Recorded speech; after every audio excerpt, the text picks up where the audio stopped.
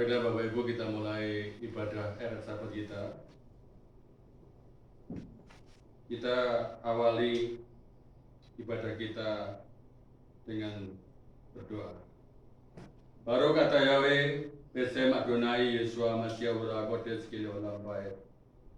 Bapak Yahweh yang Maha Kudus, yang Maha Benar, yang hidup kekal selama-lamanya. Pada saat hari ini, kami melaksanakan ibadah RF Sabat ya Bapak Yahweh. Kami mengundang kuasa Ruah Kodes hadir di tengah-tengah kami. Memimpin acara ibadah kami dari permulaan, pertengahan, hingga pada akhir ibadah kami. Karena ibadah kami hanya kami persembahkan kepadamu. Segala kuasa dan otoritas, biarlah Bapa Yahweh yang berkuasa di dalam nama Yeshua Mashiach. Kami mulai ibadah kami di dalam nama Adonai Yeshua Mashiach. Haleluya. Amin.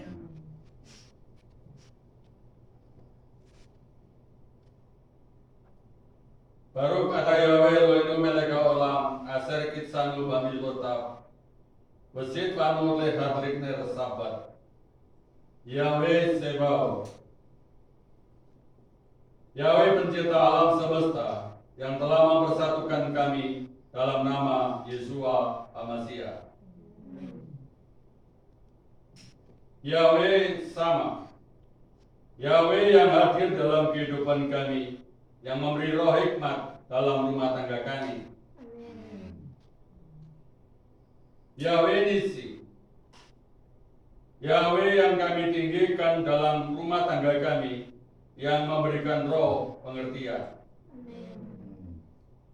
Yahweh Yireh. Yahweh yang menyediakan segala sesuatu dalam kehidupan kami dan roh takut akan Yahweh. Yahweh Gibor. Yahweh adalah kekuatan kami serta yang memberikan roh keperkasaan. Yahweh El-Elyon. Yahweh yang maha tinggi yang kami tinggikan dalam hidup kami, yang memberikan roh pengenalan akan kebenaran kepada kami. Yahweh Yeshua Mashiach. Yahweh adalah Tuhan Juru Selamat kami.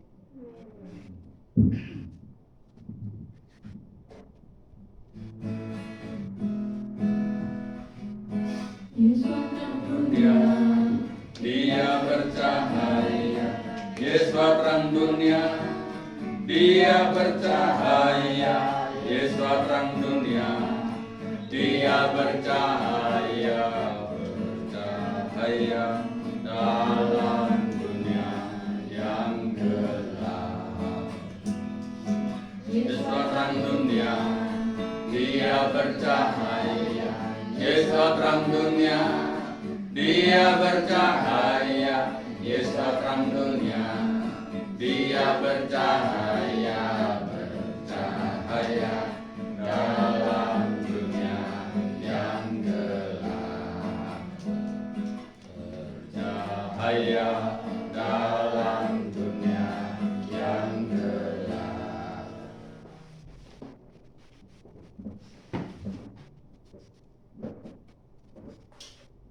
Shema Israel, Yahweh Eloheinu,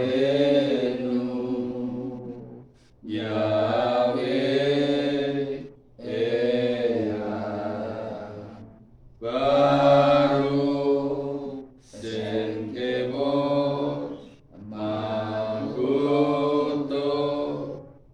Leolam Baed. Shema Israel, Yahweh Eloheinu, Yahweh Echad. Baruch Shem Kevod Malkuto Leolam Baed.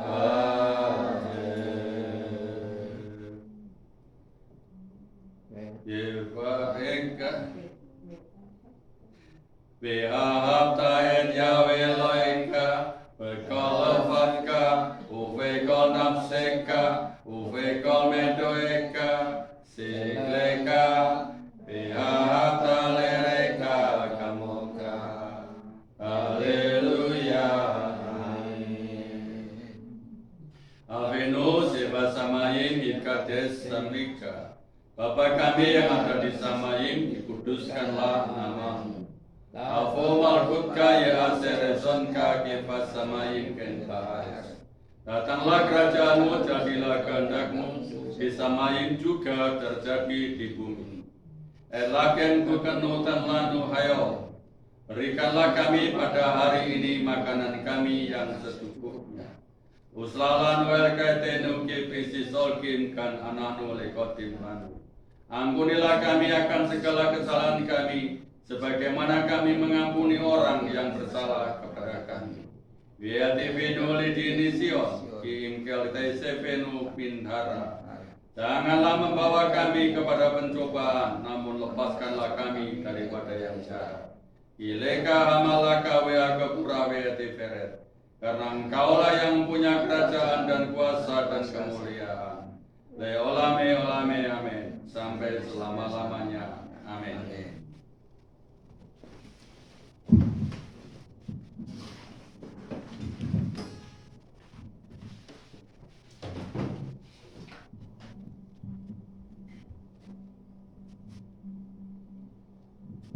Sobat Shalom, Bapak Ibu terkasih dalam Bapak Yahweh. Haleluya, Bapak Yahweh memberkati kita semua. Bapak Yahweh memberkati kita sepanjang hari ini. Dari kita bangun tidur sampai pada sore hari ini, kita berkumpul lagi di tempat ini. Mari kita naikkan satu pujian, Aku Diberkati.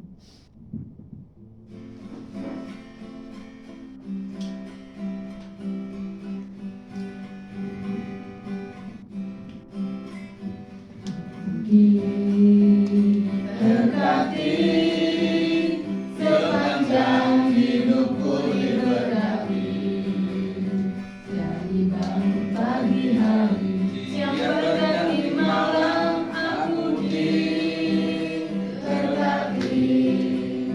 Aku diberkati sepanjang hidupku, diberkati.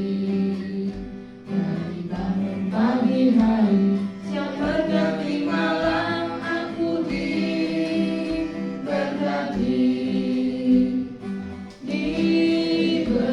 Diberkatilah orang yang mengandalkan Yahweh.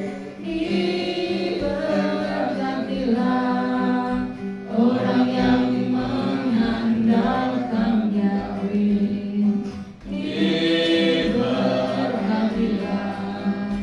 Orang yang mengandalkan Yahweh, yang menaruh harapnya hanya kepada Yahweh.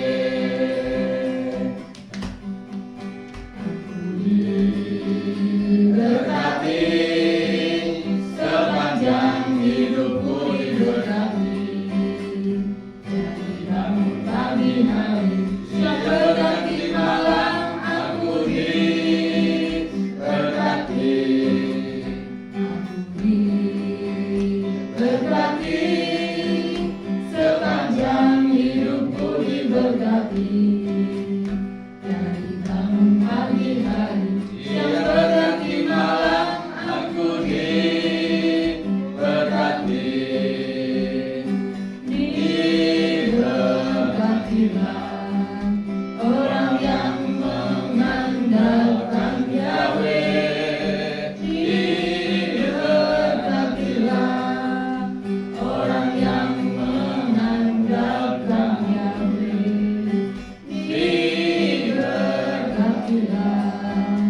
orang yang mengandalkan Yahweh, yang menaruh harapnya hanya kepada Yahweh. Diberkatilah orang yang mengandalkan Yahweh. Diberkatilah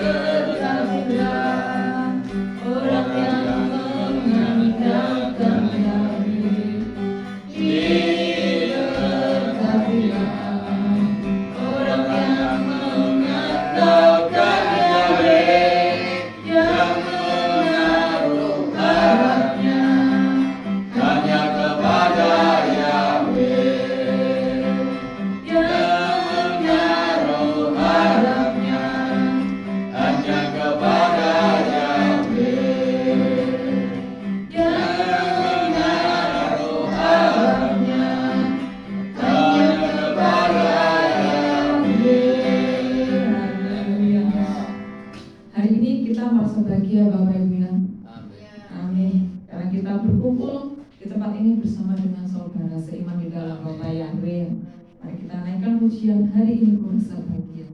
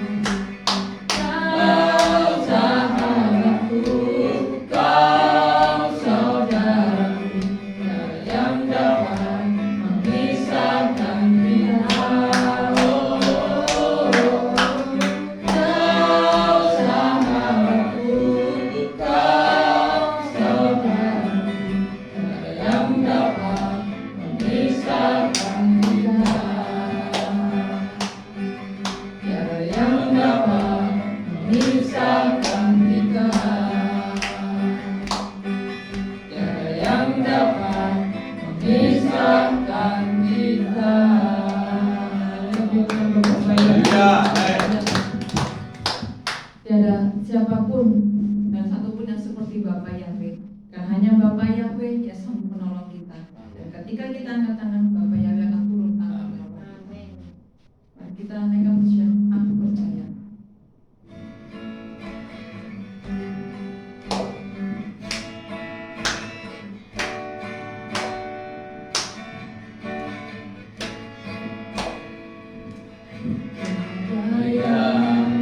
Seperti Engkau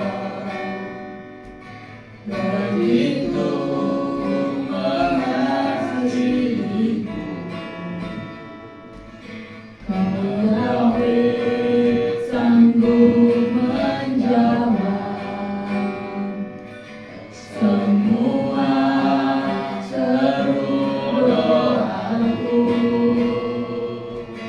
Tiada yang seperti Engkau begitu mengasihiku, Kau Yahweh sanggup melawan seluruh kehidupanku.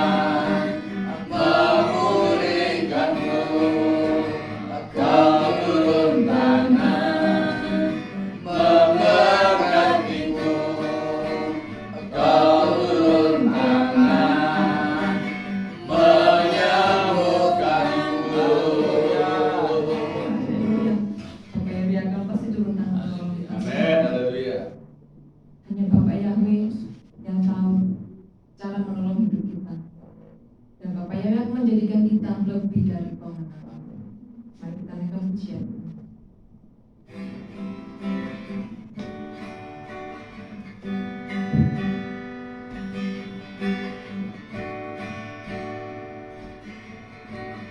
Engkau yang lebih dahulu,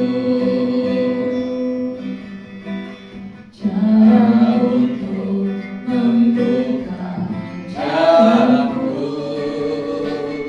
Engkau yang lebih mengerti cara untuk menolong hidupku. Ku percaya Kau Tuhan yang tak pernah gagal, menjadikanku lebih dari pemenang. Ku percaya Kau Tuhan yang tak pernah gagal, menjadikan janji-janji-Mu.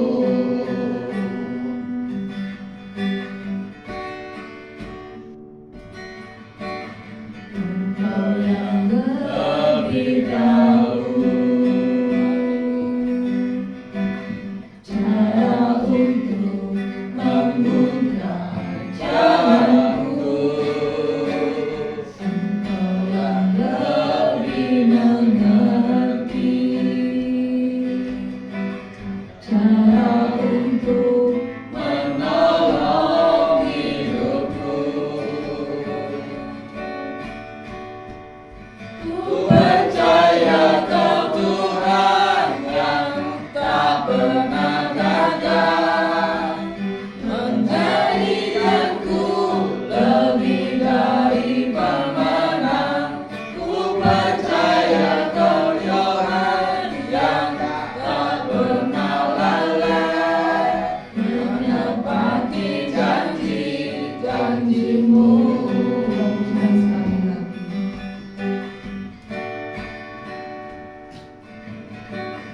Engkau yang lebih tahu cara untuk membuka jalanku. Engkau yang lebih mengerti cara untuk menolong hidupku. Ku percaya Kau Tuhan yang tak pernah gagal, menjadikanku lebih dari pemenang. Ku percaya Kau Tuhan yang tak pernah lalai, menepati janji-janji-Mu. Menepati janji-janji-Mu. Menepati janji-janji-Mu.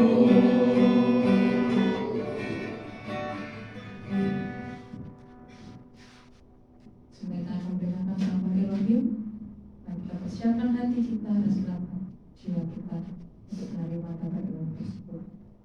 Dan biarlah Roh Kudus memenuhi hati kita. Dan kita naikkan pujian berbuah Elohim.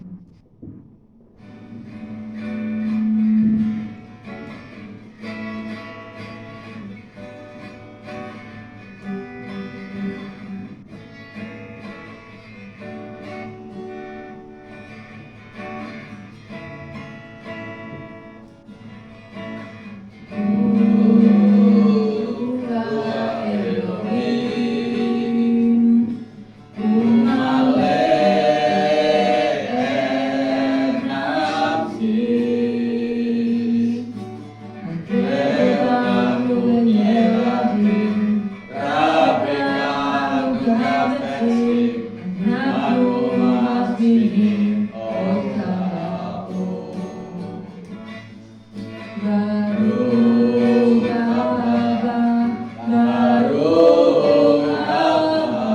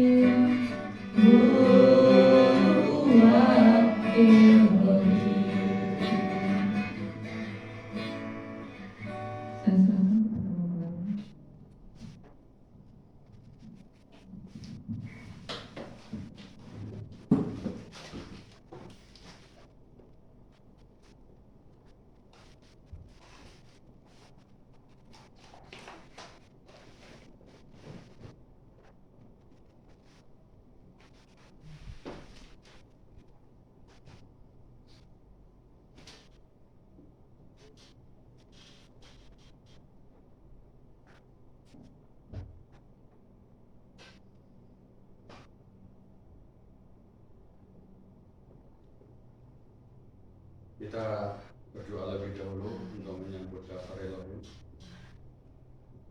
Baru kata Yahweh Elohim Meleka Walam Besem Adonai Yeshua Mashiach, kami mengucapkan syukur ya Bapak Yahweh.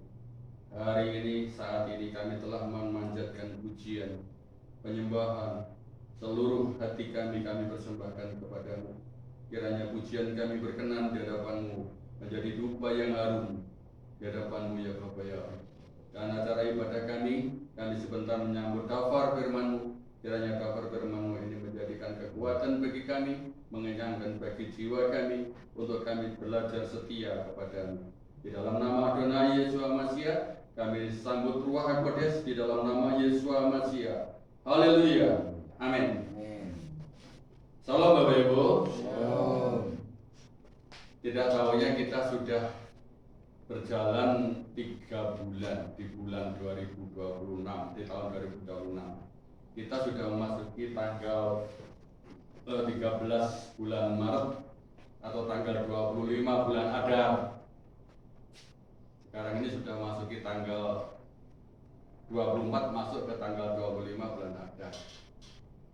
Kita firman Bapak Yahweh pada malam hari ini kelihatan di situ slide-nya Bapak Ibu.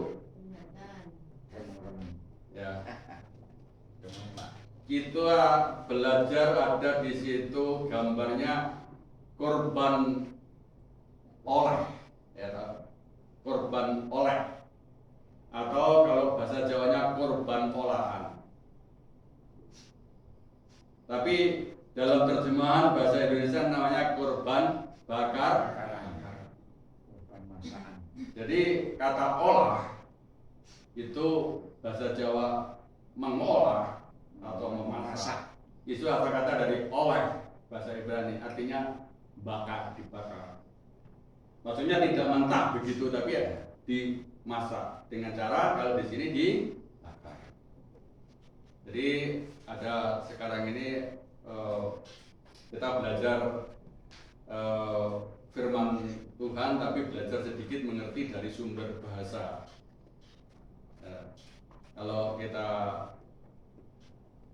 orang-orang yang sana yang belajar Torah disebut parasat, ya, atau pokok permasalahan kita namanya korban olahan atau korban oleh atau korban bakaran.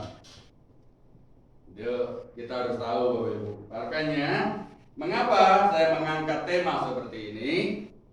Karena di luar sana di golongan orang Kristen boleh mengatakan mereka Taurat itu sudah tidak berlaku, dan mereka tidak memahami korban-korban itu. Dan mereka sangat bingung sekali Bapak Ibu. Ada korban olahan, korban bakaran, ada roti bundar yang tidak beragi, yang dibubuhi kemenyan, dan semuanya itu kalau ditafsirkan secara harafiah membingungkan. Akhirnya mereka mengatakan, oh itu nggak berlaku, mau mikir itu hanya berlaku untuk orang Yahudi, bukan untuk kita. Kalau kita ini bukan orang Yahudi Bapak Ibu, tetapi kita ini adalah umat Yasarel. Sekali lagi Bapak Ibu, kita adalah Yasarel. Jadi kita ini adalah orang Yasarel yang berjalan lurus di dalam Tuhan. Kita mulai belajar di situ ada korban bakaran atau korban oleh atau korban olahan. Slide yang kedua kita melihat di situ ada tabernakel Yahweh. Ya, ada tabernakel Yahweh. Jelas di slide-nya Bapak Ibu? Atau masih remang-remang? Coba lampu yang pinggir di sini dimatikan biar agak terang. Yang pinggir sini. Ya, tambah terang ya. Malah terang. Ya. Kita membaca ada Bapak Ibu sudah perkenal atau pernah dengar namanya tabernakel? Ya, anak-anak yang kecil ini bisa harus tahu apa itu tabernakel. Tabernakel itu adalah bait suci atau tempat ibadah yang dibuat secara darurat, bisa dipindah atau kalau bahasa sekarang nomaden. Jadi nggak tetap di situ aja harus pakai izin surat dari pemerintah. Di tempat ini halamannya di sini tempat ibadah. Nggak begitu. Tapi ini nomaden. Sewaktu-waktu Tuhan ngomong pindah di bawah. Cabut semua. Nah, ini juga dibikin dari darurat. Atapnya itu bentuknya yang kotak itu, atapnya itu dibikin dari kain. Kainnya rangkap 10 atapnya itu. Rangkap 10 mempunyai 4 warna. Dan masing-masing kain itu nanti kalau kita belajar tabernakel, masing-masing satu lembar itu ada manfaatnya. 10 itu gambarannya adalah asara Hadibarot, 10 firman. Ada 5 warna itu setiap warna dari sekitar Taurat itu Kejadian, Keluaran, Imamat, Ulangan, Bilangan itu ada warnanya sendiri. Dari ada kulit bulu domba, ada kulit sebenarnya kalau kulit lumba-lumba itu kurang tepat ya Bapak Ibu ya. Ada kulit semacam bulu rusa, ya kan? Itu kalau di Indonesia tuh kulit lumba-lumba. Tapi saya cari referensinya dari Strong Bible kurang tepat kalau dari bulu lumba-lumba, ya, dari kulit lumba-lumba. Terus pinggirnya itu ada dikasih pagar piling seperti itu. Itu dari kain. Dan tiang-tiangnya itu harus dari kayu. Selamat datang Pak Yosefudin. Kalau patok pagernya piling itu, halaman itu dari kayu, kalau terjemahan lama kayu penaga. Kayu penaga itu kayunya belok-belok seperti naga. Nah itu harus dibikin lurus. Itu artinya bahwa Bapak Yahweh itu meluruskan, firman Bapak Yahweh itu meluruskan yang hatinya bengkok. Kayu penaga itu kalau di dalam terjemahan bahasa Ibrani disebut akasia. Oleh Bapak Ibu sekarang kenal pohon akasia. Kalau itu nanti kita belajar. Saya rindu sekali kemarin dulu saya pernah belajar seperti ini. Itu secara digambar di papan tulis Bapak Ibu dengan seorang yang pendeta pada waktu itu pintar telaten gambarkan seperti ini di papan tulis. Nah, di situ ada depan itu ada pintunya itu 4. Itu menggambarkan Injil, Matius, Markus, Lukas, Yohanan. Terus masuk lagi ke depan ada misbah bakaran, itu tempat korban bakaran tadi atau korban olahan. Lalu maju lagi ke depan dekati bait suci itu ada namanya kolam pembasuhan atau tempayan pembasuhan. Nah, itu melambangkan menggambarkan kalau kita masuk bait suci harus cuci tangan, cuci kaki. Itu juga menggambarkan baptisan. Terus masuk lagi di situ nanti masuk ruangan bait suci. Di situ nanti ruangan suci ada namanya ada pelita emas, ada meja roti, ada mezbah dupa, lalu yang paling belakang ada peti perjanjian. Nanti kita belajar satu persatu kalau masih ada waktu, ya. Sekarang kita ngomongkan di sini dari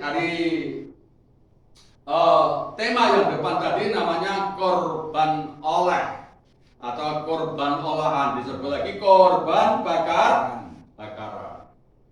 Jadi kalau saudara-saudara kita itu mengadakan hari raya kurban, itu ngambil dari sini, tetap resepnya nggak sama.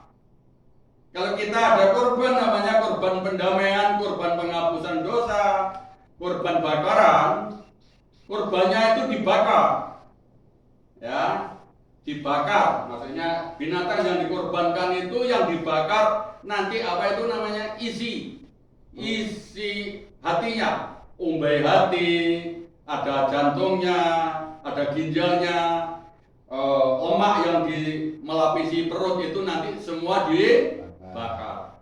Ada kulitnya juga harus dibakar. Tapi kalau korban-korban dari yang lain mengatakan korban, tetapi tidak seperti ini. Kita baca kitab Semot 25 ayat 9. Kita baca di situ, Semot 25:9. Kita baca bersama-sama ya. Saya hitung pakai bahasa Ibrani, pakai yang salos atau yang ketiga dimulai. Ehad tain salos, seperti segala hal yang telah kuperlihatkan kepadamu mengenai pola tabernakel dan pola segala perkakasnya, maka demikianlah kamu harus membuatnya. Nah, ini dibuat persis. Tadi kan ada gambar tabernakel tadi rumah. Di situ lagi di dalamnya ada peralatan-peralatannya yang harus dibuat dan harus dibuatnya seperti yang dilakukannya. Nah, peralatan-peralatan dan semua tabernakel itu adalah perlambang atau gambaran-gambaran tentang kehidupan. Gambaran tentang kerajaan Samaim dan kehidupan orang-orang yang percaya kepada Bapa Yahweh.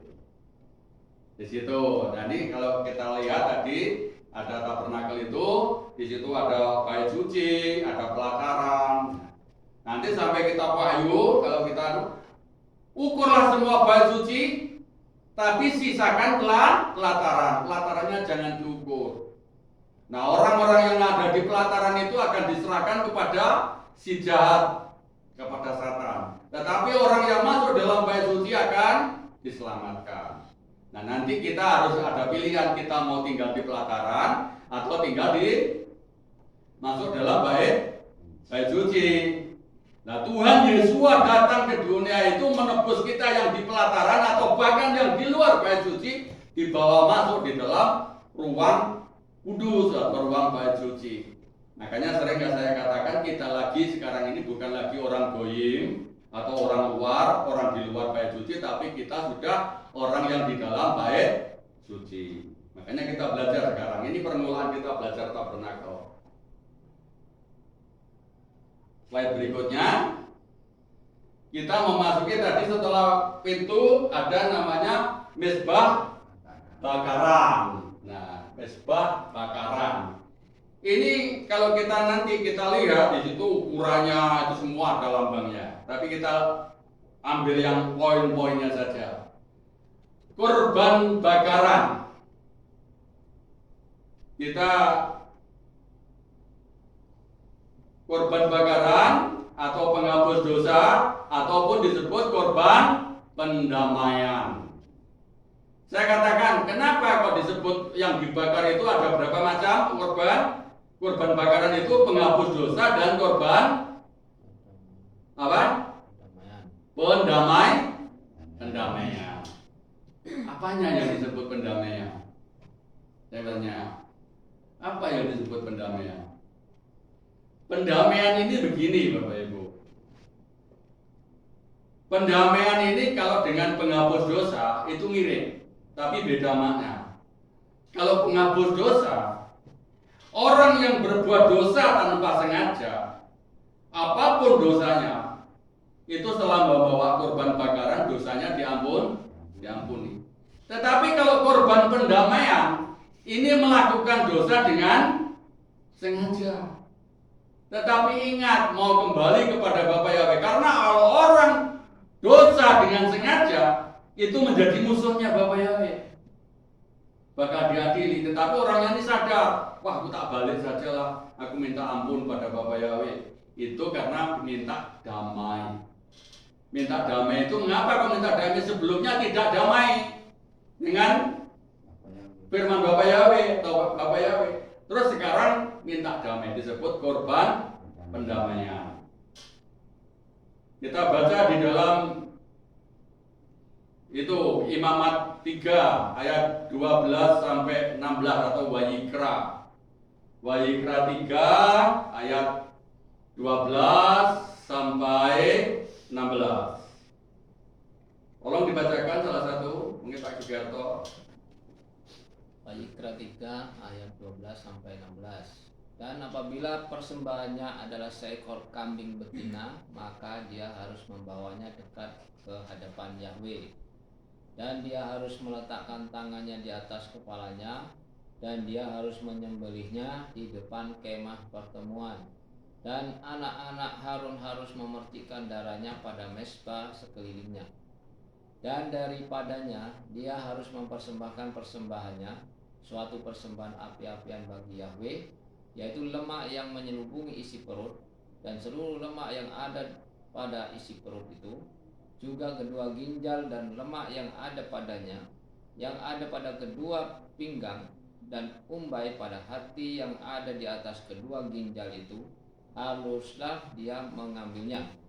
Dan imam harus membakarnya pada mezbah roti persembahan api-apian sebagai bau harum yang menenangkan. Seluruh lemak adalah milik Yahweh. Amin. Ini sudah mulai dijelaskan. Ini yang disebut korban pendamaian atau disebut salomim karban. Ini dalam bahasa kasarnya, nanti ada, nanti kita salomim korban atau korban salom, korban damai. Salom itu artinya damai. Lalu setelah orang itu merasa berdosa, merasa melawan Bapa Yahweh, lalu minta damai.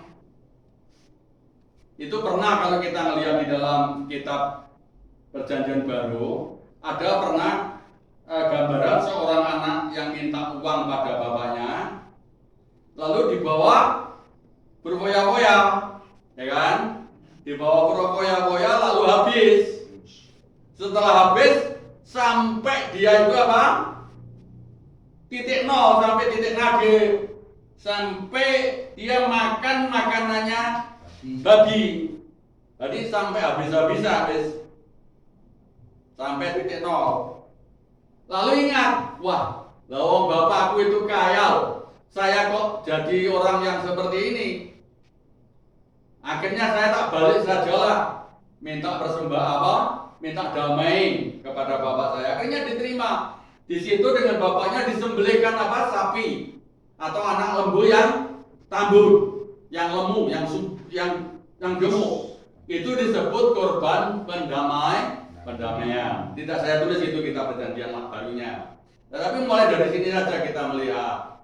Dan apabila persembahannya adalah seekor kambing betina, mengapa saya ngambil yang kambing betina? Ini ukuran yang apa? Yang medium, bukan ukurannya orang kaya, ya. Kambing betina. Maka dia harus membawa dekat ke hadapan Yahweh. Kambing betinanya dibawa dekat di hadapan Bapak Yahweh. Dan dia harus meletakkan tangannya di atas kepalanya, para imam itu, dan ia harus menyembelihnya di kemah pertemuan. Dan anak-anak Harun atau anak-anak imam harus memercikkan darahnya pada mezbah itu sekelilingnya. Dan daripadanya ia harus mempersembahkan persembahan satu, persembahan api-apian atau korban olahan tadi, korban oleh bagi Yahweh, yaitu lemak yang menyelubungi isi perut. Dan seluruh lemak yang pada sisi perut itu, juga kedua ginjal dan lemak yang padanya, yang ada pada kedua pinggang dan umbai pada hati, yang ada di atas kedua ginjal itu, haruslah dia mengambilnya. Dan imam harus membakarnya pada mezbah roti persembahan api-apian sebagai bau yang harum yang menenangkan. Maksudnya Bapak Yahweh memberi pengampunan. Menenangkan itu maksudnya kok Bapak Yahweh itu kok baunya yang Bapak Yahweh senang, itu bukan. Artinya Bapak Yahweh melihat bahwa itu kesungguhan mereka. Seluruh lemak itu adalah milik Yahweh. Ini lemak yang untuk persembahan pendamaian. Ya, nanti kita melihat. Kalau kita mau makan lemak boleh apa enggak? Tapi kalau itu bukan untuk korban, kalau sembelihan biasa dimakan ya boleh. Tapi kalau korban untuk pendamaian tidak boleh. Saya mulai dilihat di sini. Slide berikutnya. Korban itu artinya totalitas. Korban itu secara totalitas. Tidak ada kambing atau domba itu yang disembelih untuk korban itu hanya separuh. Atau setelah dikotbah separuh, kambingnya lari atau dombanya lari, nggak ada. Harus secara totalitas. Ini korban ini menggambarkan diri kita. Kalau dulu tadi digambarkan binatang, itu sebenarnya kita. Itu yang harus disembelih itu sebenarnya kita yang dihadapkan pada Bapak Yahweh. Makanya di sini korban itu artinya totalitas. Yaitu korban itu artinya totalitas. Lalu korban itu artinya dengan ikhlas. Nah, korban ikhlas itu gini. Kalau kita berkorban apapun, baik korban uang atau korban waktu kita untuk beribadah itu sudah harus ikhlas. Ikhlas itu begini. Wah, ini sudah waktunya kita jam 5 ibadah. Sudah nyampe ke hilang, ya. Ingat, waduh, aku tadi janjian sama orang ya, jam 5.30 harus mengantarkan barang, loh. Mau kok tadi kok nggak kamu hitung sekalian? Kalau pas waktunya ibadah, korban itu, ya jangan ngambil perjanjian dengan orang lain. Waktu korban waktu ibadah ya harus ibadah teguh. Enggak pas tengah-tengah ibadah ingat janji dengan orang lain pulang ibadah. Loh kemana? Aku punya janji. Ya pulang. Izin aku. Oh tadi melok ibadah separuh. Pulang. Ini namanya nggak ikhlas atau tidak total? Tidak ada totalitas. Tekan dari rumah menyiapkan waktu, sudah mandi, sudah baunya wangi, mau ibadah, ya ibadah secara totalitas. Enggak di tengah-tengah. Wah, aku tadi diundang gedoren deh. Aku tadi semayangan kalau janji sama orang, ini pas dekat hari raya ada gendorian jam 5.30. Nah, jam 5-nya ibadah, sudah nyampe ibadah kehilat, pulang gedoren. Yaitu gambarannya seperti ini. Saya gambarkan pengertian kita yang setiap hari kita lakukan gitu loh. Ya, yang setiap hari di hari kita. Jadi kalau kita sudah ibadah ngambil waktu, ya sudah totalitas. Kalau jam belum selesai ya nggak pulang. Semua acara kehilat yang kita lakukan supaya kita mempersembahkan hidup kita itu berkenan kepada Bapak Yahweh. Itu harus apa? Totalitas. Harus ikhlas. Sak penuh-penuhnya seluruh hidupku ini Bapak Yahweh, aku persembahkan kepadamu. Seperti tadi binatang tadi, korban domba tadi.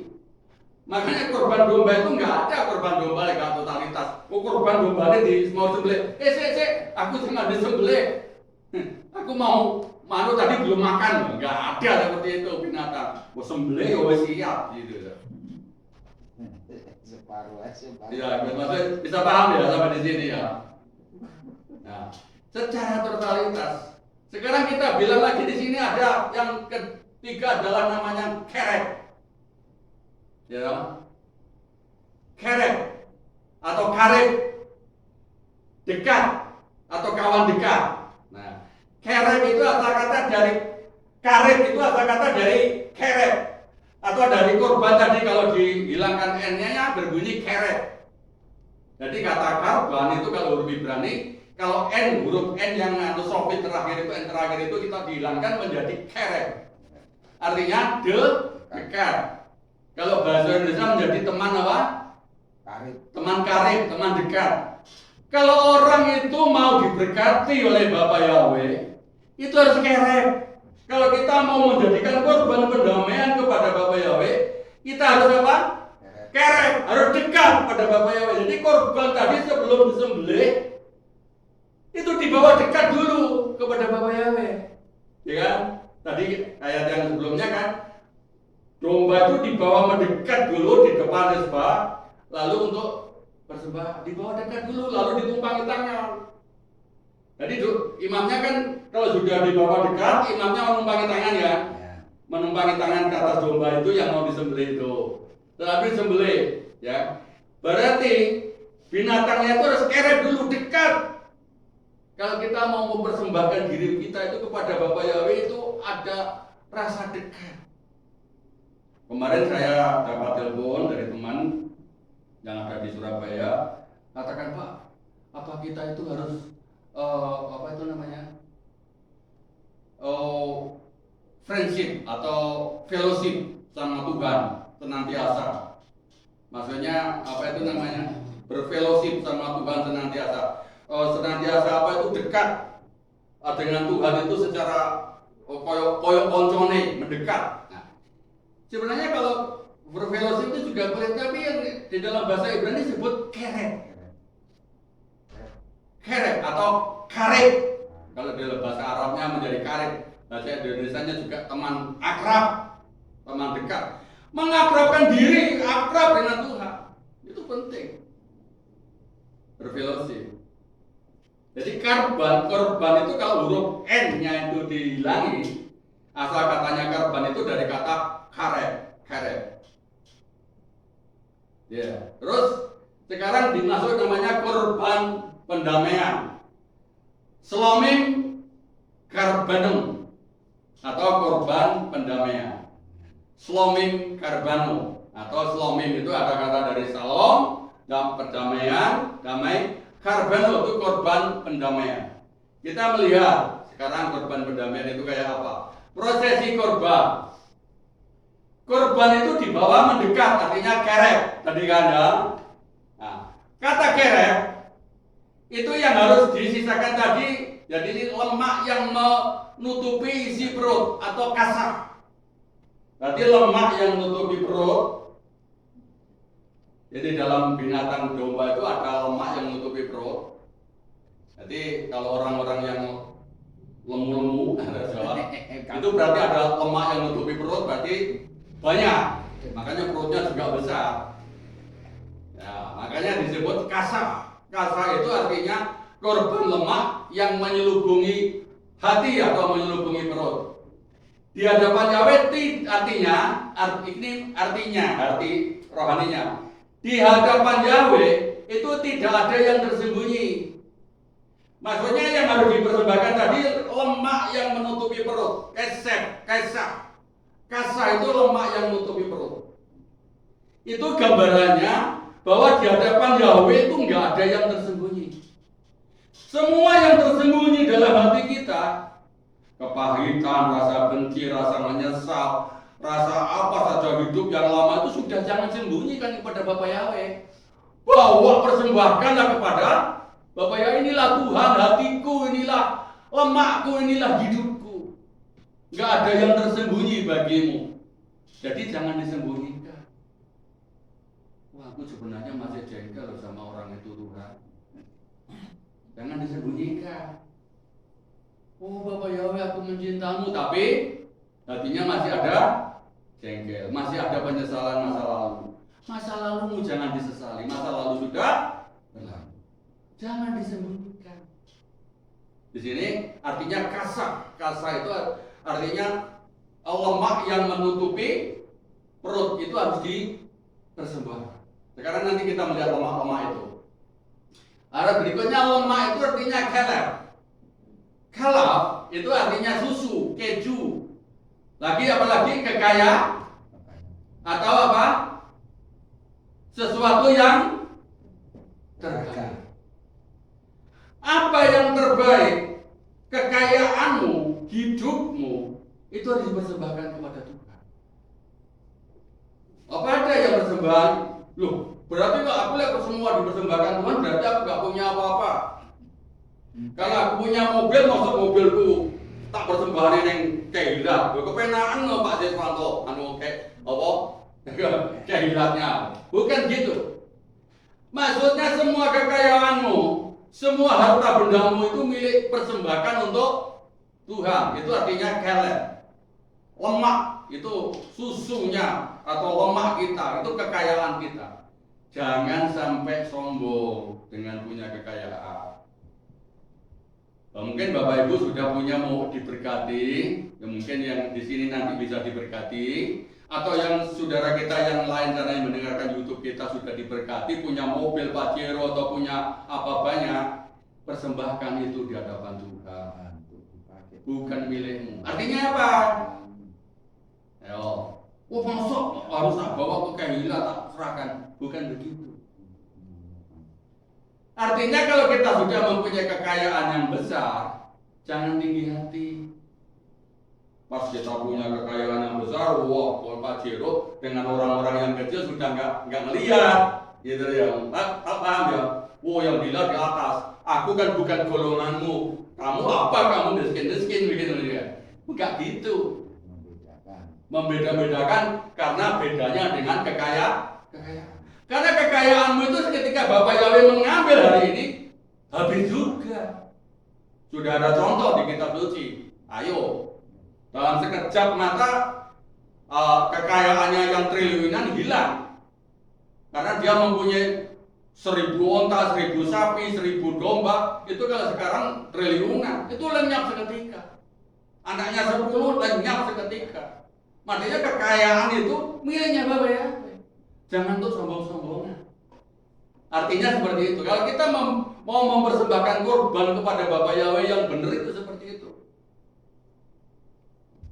Yo banyak mungkin orang yang sudah percaya kepada Bapak Yahweh sekalipun, tapi mungkin nggak ada. Kalau di sini nggak ada atau di tempat lain pun nggak ada. Tapi kita harus antisipasi hari ini. Jangan sampai kita dengan kekayaan yang sudah diberkati Bapak Yahweh menjadi kesombongan. Membedakan temannya. Wah, siapa kamu? Siapa lu? Ya, apa lu? Apa kamu? Jangan menghina saya. Maksudnya membeda-bedakan. Kalau mungkin di pertemuan mungkin kalangan pendeta-pendeta kalau sudah bertemu, oh ini kalangan pendeta yang besar. Mungkin ada begitu Pak Kemi ya. Golongan pendeta besar, wes tingkatnya sudah tinggi, jemaatnya wes ratusan, ini golongan pendeta besar. Khotbahnya sudah lalang buana sampai ke luar negeri, sudah besar lagi. Oh, beda-beda. Oh, apalagi kalau pendetanya ini pendeta yang kecil, desa, katrok, sepeda motor elek, gitu. Gak punya jemaat. Ini pendeta yang kelas bawah, nggak perlu diperhatikan. Bukan seperti itu. Jadi kekayaan itu tidak memisahkan. Kekayaan apapun harus kita persembahkan kepada Bapak ya. Miliknya Bapak ya. Itu artinya kelek. Artinya susu, keju, kekayaan atau sesuatu yang terbaik itu miliknya Bapak Yahweh. Sekarang kita melihat umbai hati. Umbai hati atau ginjal. Itu bahasa Ibrani-nya kilia. Artinya tempat emosi, ego, pikiran, batin, kendali, atau perasaan. Nah ini semua ini yang berkecamuk di situ. Itu harus kita persembahkan kepada Bapak Yahweh. Apa tadi? Umbai hati. Itu harus dipersembahkan kepada Bapak Yahweh. Bapak Yahweh gak milik daging, gak memilih apa itu, tapi umbai hatimu. Apa umbai hati itu? Kalau dalam bahasa Ibrani-nya adalah kilia. Kilia itu artinya tempat emosi, tempat ego, pikiran, batin, perasaan dan lain-lain. Mungkin ada orang perasaannya lebih tinggi. Wah, ada omongan gitu nyinggung perasaan, gampang kesinggung perasaannya, kan ya? Ada apa itu aksesoris tubuh kita. Itu yang sangat jauh di dalam sini, tapi gampang kesenggol, ya, gampang kesinggung, gampang tersakiti. Padahal nggak ada yang nusuk pakai lidi, pakai omongan sedikit aja tersakiti. Itu apa? Apa Bapak? Hati di sini umbai hati atau ginjal kilia. Itu gampang dengan hati ngomong sedikit aja, waduh ngomongin aku disakiti. Sakit hatiku. Hatiku sakit. Emosiku teradu-adu. Perasaanku merasa terhina, aku merasa tidak enak. Itulah yang harus dipersembahkan kepada Bapak Yahweh. Artinya, jangan lagi punya ego yang tinggi, jangan lagi punya pikiran yang negatif. Jangan lagi punya batin yang kotor. Jangan lagi punya kendali yang salah. Perasaan yang gampang tersinggung. Jangan sampai seperti itu. Itu semua dipersembahkan, sudah dibakar habis di depan Bapak Yahweh. Kecongkaan tadi yang atas tadi kalah. Halal itu artinya kekayaan, itu termasuk kecongkaan jasmani. Itu harus dibakar semua. Yang dipersembahkan itu. Jadi secara arti rohaninya itu seperti itu, bukan secara harafiahnya. Kalau secara harafiahnya sudah dilakukan oleh Tuhan Yesus. Tapi banyak orang-orang yang percaya pada Bapa Yahweh masih belum mempersembahkan ini, yaitu kasar atau lemak yang menyelubungi perut. Itu kekayaan apa tadi, menggambarkan apa? Menggambarkan kekayaan tadi. Atau kalap, itu susu atau kekayaan. Itu jangan sampai menjadi pemicu kesombongan kita. Sekarang kilia itu umbai hati atau emosi, ginjal. Sekarang asal kata kilia itu keli, itu artinya alat aksesoris, harta benda, ya toh? Artinya kilia itu asal besarnya dari keli, artinya keli itu alat atau aksesoris. Manusia di dunia ini mempunyai alat aksesoris. Di tabernakel yang kita lihat tadi, itu semua peralatannya dibikin pakai apa? Tembaga, perak, dan emas, atau dengan kekayaan harta dunia. Tetapi kilia atau keli, ini manusia ini juga, hidupnya manusia itu sebenarnya ingin diliputi dengan kekayaan. Apa salah kita mempunyai kekayaan, Bapak Ibu? Tetapi kekayaanmu itu harus kita mampu persembahkan kepada Bapa Yahweh. Atau hidupmu apa yang kamu punya itu persembahkan kepada Bapa Yahweh. Tadi kalau sudah masa lalu, persoalan itu semua persembahkan kepada Bapa Yahweh. Kekayaan, alat, namanya tadi punya Pajero, punya rumah yang bagus, lalu nggak mau sama orang yang nggak punya apa-apa. Oh, karena ini saya kasta. Ini orang kaya, golongannya orang kaya, orang yang punya perusahaan, uangnya yang triliunan, menghina orang yang nggak punya uang. Itu hanya sebatas apa? Keli atau aksesoris. Aksesoris atau keli atau kekayaan harta benda itu harus dibakar di depan Bapa Yahweh. Maksudnya perasaan sombong, mempunyai kekayaan, mempunyai aksesoris apapun, itu jangan katakan ini milik saya. Itu harus kita persembahkan kepada Bapa Yahweh. Karena untuk apa kita kaya? Tapi kalau Tuhan Yesus katakan, untuk apa seluruh dunia kamu dapatkan? Kalau jiwamu sia-sia, tidak bisa masuk sama Yesus. Nah, oleh karena itu saudara, kekayaan Tuhan kan menghendaki kita pun mempunyai kekayaan, mempunyai aksesoris apapun, masih baik rumah yang bagus, kendaraan yang bagus, uang yang banyak, boleh. Tetapi jangan menjadi sombong. Harus dipersembahkan kepada Bapa Yahweh. Perasaan seperti itu. Uangnya harus dipersembahkan kepada Bapa Yahweh. Kekayaannya. Bisa paham sampai di sini, Pak, Bapak Ibu? Artinya bukan kok semua uang itu dibankkan untuk kehilat, Ibu. Tetap milikmu. Tetapi janganlah hatimu dikuasai oleh kesombongan memiliki aksesoris. Makanya sampai mempunyai jam di sini. Oh, jamnya itu harganya 1 miliar. Ada nggak jam yang 1 miliar? Ada. Mempunyai jam 1 miliar. Pokoknya seperti nggak nginjek tanah berjalannya. Waduh, lumayan berjalannya. Nah, saya kemarin pas, sebenarnya nggak pamer tapi cerita keadaan.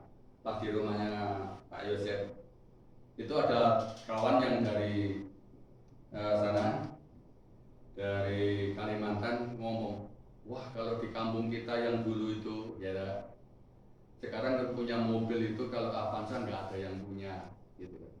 Gimana Mas? Saya ele Pajero katanya. Lumayan. Dia tapi nadanya rendah tapi ya, lumayan ya. Kemarin bilang-bilang sama Pak Yosef sama Bodi, jelek-jeleknya di sana itu kalau punya mobil, kalau Avanza itu nggak ada. Semua rata-rata Pajero paling jelek. Karena kelapa sawit. Ya, ada kelapa sawit, terus tanahnya yang ada batu baranya itu 1 hektarnya dibeli oleh perusahaan 1 miliar. M. Ya, kalau 2 hektar 2 M. miliar. Jadi nggak ada ngomongkan uang itu yang tos atau ta, itu nggak ada. M gitu semua. Ya. Jadi perlu ya. Iya. Itu karena apa? Karena mereka hak saja, karena mereka tidak punya Bapak Yahweh. Tapi kalau kita diberkati seperti itu di hadapan Bapak Yahweh, ini bukan milik Kita. miliknya Bapak Yahweh. Nggak ada yang membuat kita rasa congkak atau sombong. Tapi kalau dari sini nanti kita balik, seandainya kita makan umbai hati, makan lemak, tapi daging sembelihan yang ada di jagal sana, kalau kita mau makan makanlah, tapi bukan yang dipersembahkan di sini maksudnya. Kalau yang dipersembahkan itu umbai hatinya, lemaknya harus jangan dimakan, harus dipersembahkan. Ini arti rohaninya. Tapi sekalipun kita boleh makan apa itu lemak, ya hati-hati namanya lemak, gitu. Itu makanya Bapak Yahweh harus lemak itu harus dibakar, gitu ya.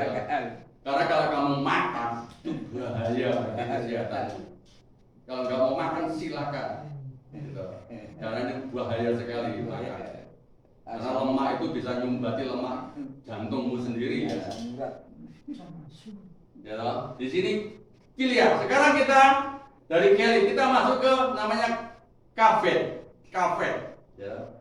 Kafet atau kabet itu artinya berat. Keberatan hati. Nah, kepenuhan maksudnya kebebanan, beban berat. Kamu kelihatannya kok lelah. Hatiku berat. Ada sekarang kadang-kadang jargon berat gitu ya. Itu maksudnya beratnya hati. Jangan sampai hatimu, keberatan hatimu semua kamu bakar, kamu persembahkan kepada Bapak ya. Jadi nggak ada hati yang memberati hidup kita sekarang. Karena segala keberatan hati kita itu, segala yang membebani hati jengkel, hati sumpah, hati sekel, itu bisa memicu kematian. Betul? Hati yang sumpah, hati yang berat, hati keberatan hati, itu bisa memicu kematian dada enggak? Enggak, bisa enggak? Saya tanya, bisa enggak? Berat hati, orang yang berat hati, jengkel, sumpah, itu bikin sesak nafas enggak? Bikin sesak nafas. Beberapa hari yang lalu, ini saudaraku ini yang dekat, ini Pak Lukas Langidi dipanggil Tuhan, atau sudah enggak mau lagi hidup di dunia ini. Tetangganya agak ya sekitar 100 meter. Itu mereka kan masih malam itu masih katanya masih ikut sahur. Paginya sudah diantar ke makam. Artinya apa? Mereka ada keberatan hati. Hatinya yang berat. Itu yang membuat hatinya berat, itu sesak napas. Bapak Ibu, kalau hatinya berat, itu bikin deg-degan enggak? Bikin apa itu jantungnya berdebar-debar enggak? Coba saya tanya, berdebar-debar kan? Contohnya Bapak Ibu baru ngomong nggak kasar aja sama orang, hatinya ya berdebar-debar, berat hati. Ini keberatan kefet itu maksudnya hati yang berat, beban hati, kelah hati, apatis atau tidak peduli, merasa tidak diperdulikan orang lain, merasa susah, merasa sumpah.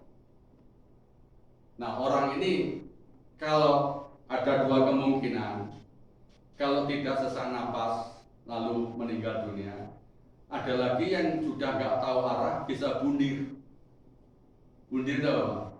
Bunuh diri. Nah, ini ada jantung yang jadi makanya kalau pagi pada waktu saya berdoa saya dengan Ibu, pada waktu pagi, Bapak Yahweh, aku persembahkan seluruh jantungku, aku persembahkan seluruh hidupku, seluruh lemak-lemakku, aku bakar di hadapan nisbamu sebagai korban api-apian yang berbau harum di hadapan Bapak Yahweh. Apa yang masuk di korban? Jadi semua beban berat hati yang kotor, hati yang sumpah, semua itu kita persembahkan kepada Bapak Yahweh. dibakar di hadapan Bapa Yahweh, supaya kita tidak mempunyai angan-angan lagi yang hati yang supek, tidak punya angan-angan masa lalu, tidak mempunyai angan dengan kekayaan harta benda. Tidak ada runtek-runteknya semua yang ada di bumi ini kita bakar setiap hari menjadi korban pendamaian di hadapan Bapa. Ya. Itu maksudnya Bapak Ibu.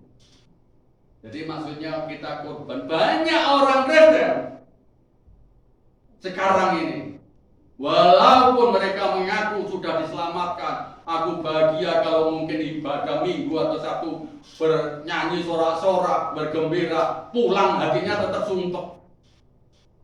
Ya, pulang hatinya, mulutnya masih lason hara, mulutnya masih kotor, masih suka lason hara, mulut kotor, masih menceritakan aibnya orang, masih menceritakan kesumpekan hatinya, masih macam-macam. Ini berarti hidupnya tidak dipersembahkan kepada Bapa Yahweh. Jantung hatinya, lemaknya tidak dipersembahkan kepada Bapa Yahweh. Ginjalnya yang tempatnya emosi tadi tidak dipersembahkan, dibakar di hadapan Bapa Yahweh. Harus dibakar semuanya. Slide berikutnya. Pendamaian artinya hati yang bersih. Ya, gambarannya seperti ini. Ini saya tarik ilustrasi hati kita seperti itu. Dan hati kita itu ada penguasa-penguasanya. Ya, ada penguasa-penguasa, di situ ada kata, ada ular, ada kambing, ada babi, ada harimau, ada kura-kura, ada lagi yang atas ini merak, burung merak, Kecongkaan. ya burung merak itu lambangnya kecongkaan yang senantiasa memamerkan Kecantikannya. ada memamerkan kecantikannya, kesombongannya. Lalu kata, ya kata itu lambangnya hidup yang kotor. Ular itu ya, itu lambangnya ular si penipu. Kambing itu suka menanduk, melawan. Babi itu lambangnya yang hidup jorok. Harimau itu hidup yang suka mencakar oleh orang lain. Lalu kura-kura ini orang yang berjalannya lambat tetapi ingin kaya. Kura-kura ini berjalannya lambat tapi ingin kaya. Kenapa? Rumahnya kemana saja dibawa. Ya, gambarannya seperti itu. Ini ada pemimpinnya di tengah itu, si Satan. Itu harus dikeluarkan semua dari dalam hidup kita. Kita baca di Tehillim. Tehillim 51 ayat 12. Coba Pak Timotius kami bacakan. Ada yang di slide saja Pak Kemi. Tak kita Pak. Oh iya. Mazmur 51 ayat 12. 51 ayat 12. Ya Elohim, diciptakanlah bagiku hati yang bersih, dan baruilah dalam diriku roh yang diteguhkan. Amin. Ya Elohim, ciptakanlah bagiku hati yang bersih, dan baharuilah dalam diriku roh yang diteguhkan. Jadi ada kerinduan dari kita. Kalau gak ada kerinduan dari kita, mana mungkin Bapak Yahweh membersihkan? Ya Bapak Yahweh membersihkan kalau kita yang mempunyai hati gak boleh. Ya gak bisa bersih. Ada di dalam kitab Matius katakan, ada seorang yang setelah didoakan sudah bersih, keluar semua. Tetapi karena kekosongannya gak ada yang menempati, si setan itu datang melihat rumahnya bersih, ngajak teman-temannya lebih banyak lagi, gitu.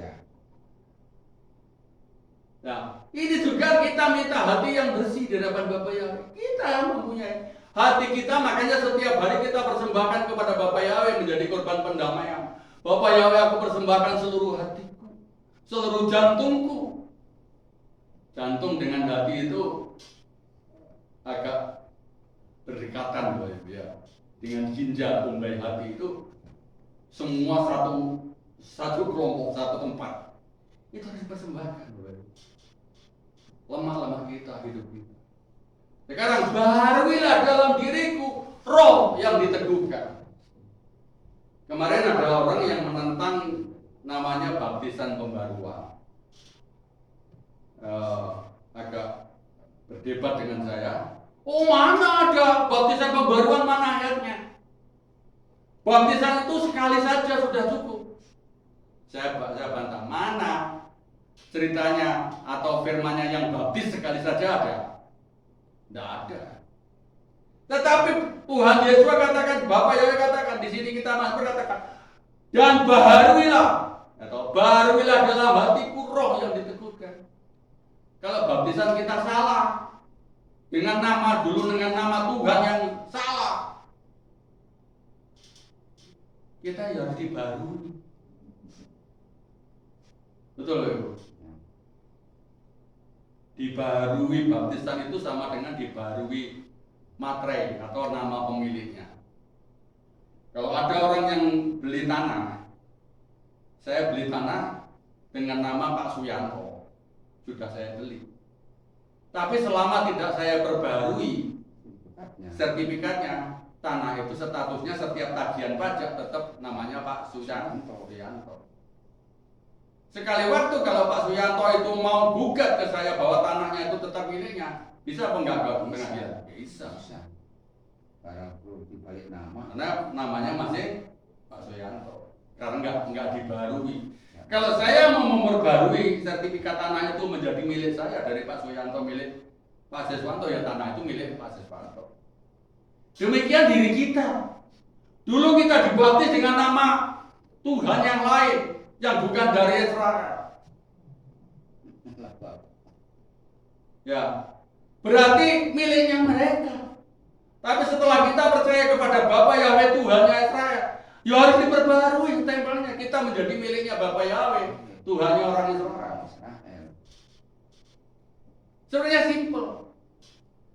Oh, nggak ada baptis pembaruan. Di sini di Tehillim katakan, ayolah ciptakanlah bagiku hati yang bersih dan baruilah dalam diriku roh yang diteguhkan. Kita diteguhkan kembali dan dibarui dalam pemilikan yang baru. Ini roh-roh setan yang pemilik yang ada di dalam itu harus keluar semua. Berikutnya, mari kita baca. Umar bisa kelihatan di sini ya. 1 Timotius 1 ayat 5. 1 Timotius 1 ayat 5. Dan tujuan perintah itu adalah kasih dari hati yang bersih dan dari hati nurani yang baik serta dari iman yang tulus. Nah, betul kan? Jadi tujuannya itu adalah perintah itu tadi supaya kita itu perintah firman tadi, firman Bapa Yahweh, kita mempunyai pendamaian tadi, kita mempersembahkan korban pendamaian tadi, yaitu yang dipersembahkan itu adalah hati kita, umbai hati kita. Tadi umbai hati itu apa sudah dijabarkan di situ. Ada yang namanya karban, ada yang namanya kerek, ada yang namanya kilia, ada yang namanya keli, ada yang tadi ada sudah. Nah di sini tujuannya adalah kasih itu dari hati yang bersih, dari hati yang nurani yang baik, serta dari iman yang tulus. Supaya kita punya iman itu iman yang tulus di hadapan Bapa Yahweh, nggak ada tendensius apa-apa. Jadi kita beriman pada Bapa Yahweh dengan tulus dan ikhlas. Tadi katakan tadi, korban itu adalah sepenuh hati. Korban itu adalah ikhlas. Korban pendamaian itu sepenuh hati, totalitas dan ikhlas. Dan di sini ada iman yang tulus. Jadi apapun kehidupan kita itu sudah nggak ada masalah, nggak ada problem tentang hidup. Serahkan mati hidup iman kita sepenuhnya kepada Bapa Yahweh. Mau kalau Bapa Yahweh memberikan kekayaan hari ini, kita akan kaya. Kalau Bapa Yahweh menghendaki saya seperti pasti Bapa Yahweh menghendaki saya hidup di hadapan Bapa Yahweh dengan setulus hati dan tidak pura-pura di hadapan Bapa Yahweh. Sepenuh hati kita serahkan kepada Bapa Yahweh. Kita nggak memandang orang lain, tidak menyalahkan orang lain, tidak siapapun, tapi kita tetap memandang kepada Bapa Yahweh. Amin, Bapak Ibu. Paham sampai di sini, bisa mengerti apa yang saya maksud? Paham? Kita lihat slide yang berikutnya, slide yang terakhir.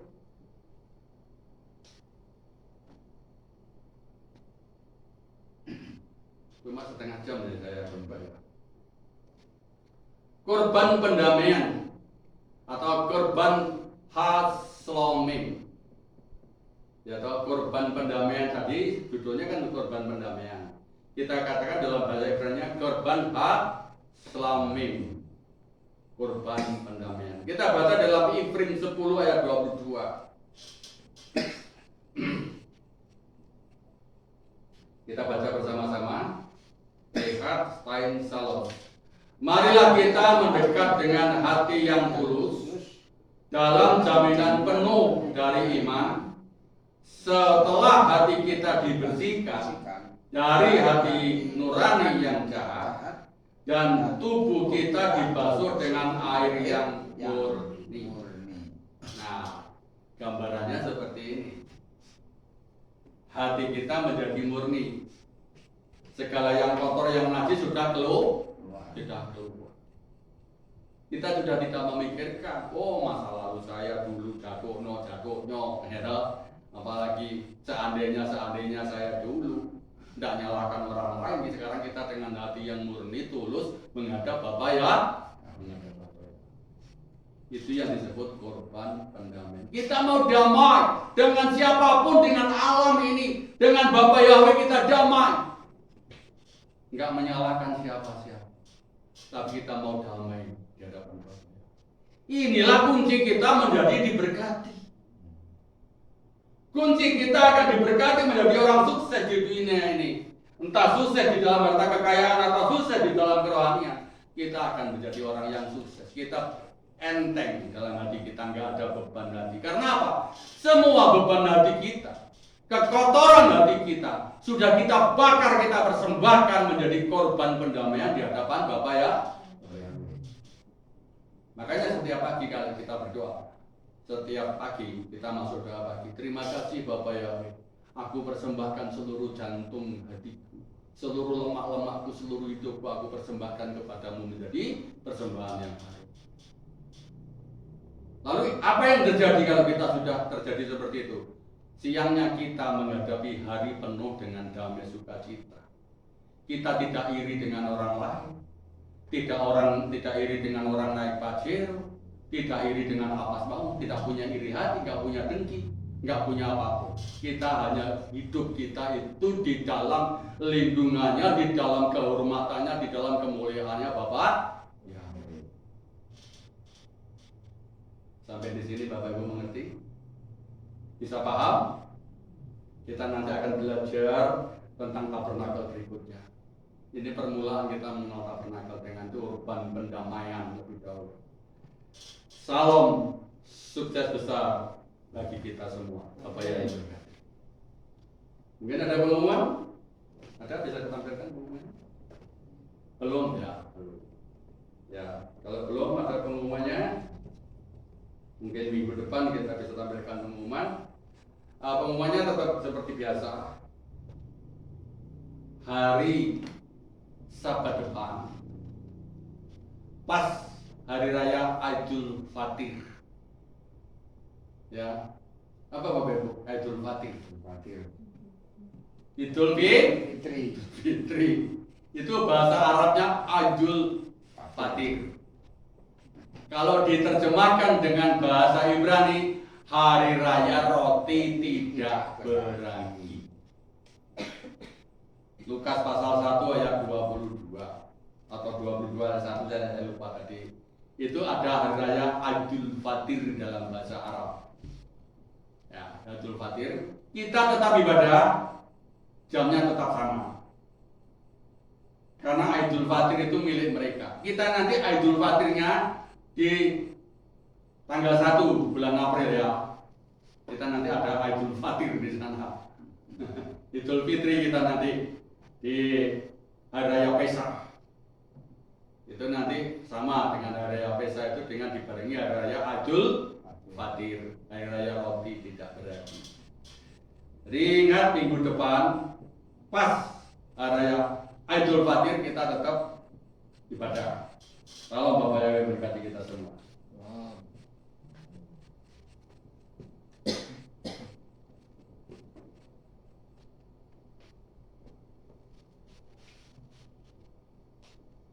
Mungkin ada yang perlu didoakan.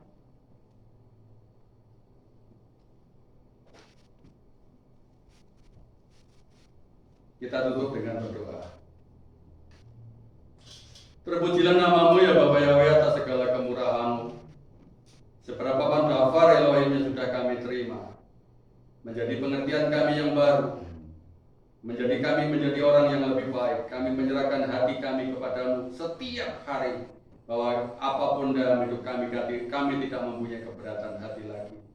Apapun yang terjadi ya Bapak Yahweh, terjadilah oleh karena kehendak-Mu. Dan kami semua di sini boleh mengerti akan kebenaran firman-Mu dan pulang dengan sukacita melaksanakan firman kebenaran-Mu di dalam nama Yesus Masih. Kami mengucapkan syukur. Haleluya. Amin. Amin. Kita berdiri.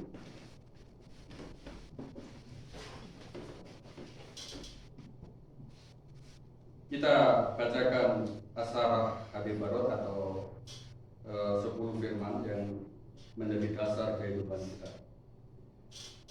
Asarah Hadebarot. Anoki Yahweh Eloheka Asher Osteka Minaret Misraim Mipai Dabati. Akulah Yahweh Elohimmu yang membawa engkau keluar dari tanah Misraim, dari tempat perbudakan. 1. Lo yeyeleka Elohim Akarim El Panah. Janganlah ada padamu Elohim lain di depanku.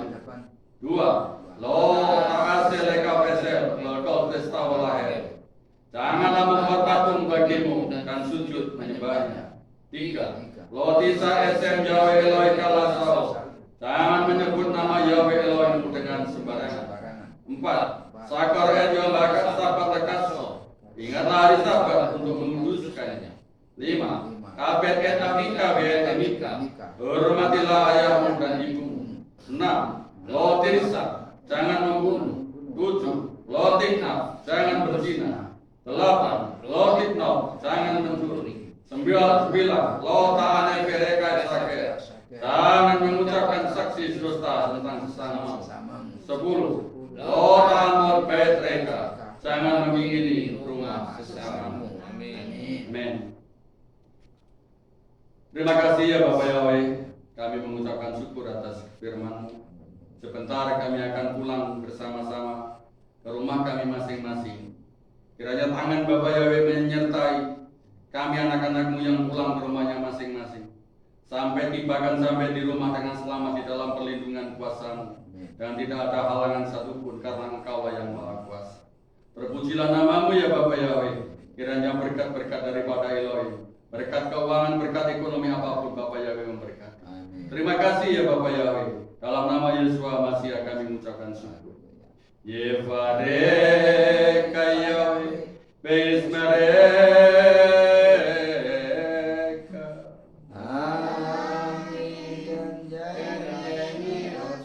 Yair Yahweh Panawaleka Wihuneka.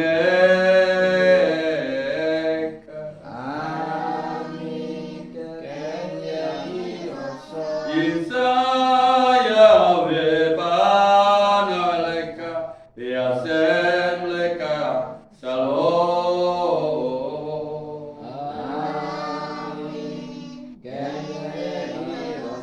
Baruch atah Baer Ufaru atah Sadeh. Diberkatilah engkau di kota, diberkatilah engkau di ladang. Baru pri betenka, upri atmaka, upri BMTK, sekarang laveka, beaserot soneka. Diberkatilah buah kandunganmu, diberkatilah hasil bumimu, hasil tanahmu, anak-anak lembumu dan anak-anak dombamu. Baru tanah kau misarteka, diberkatilah bagongmu dan tempat adonanmu. Baru kata bevoeka, baru kata besteka. Diberkatilah engkau pada waktu masuk dan diberkatilah engkau pada waktu keluar. Baru kata Yahweh Elohim melekaola. Besem Yesua Masih Ruach Kodes Kiliolam Pae. Diberkatilah engkau Raja penguasa alam semesta di dalam nama Yesua Masih dan di dalam Ruach HaKodes sampai selama-lamanya. Haleluya. Amin. Sahabat Shalom, Bapak Yahweh berkati. Sahabat Shalom. Sahabat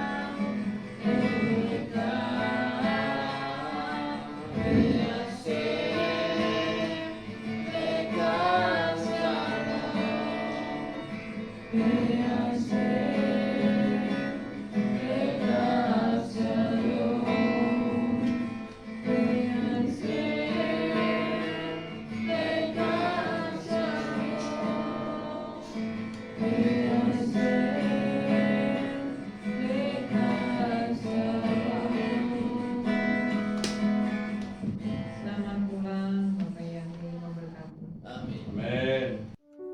Shalom Bapak Ibu Saudara yang terkasih dalam Bapa Yahweh, berikut pengumuman minggu ini. Kami mengundang Bapak Ibu Saudara untuk hadir dalam ibadah Erev Sabat yang diadakan setiap hari Jumat pukul 6 sore di Keilat. Demikian pengumuman minggu ini. Sampai jumpa di pengumuman berikutnya.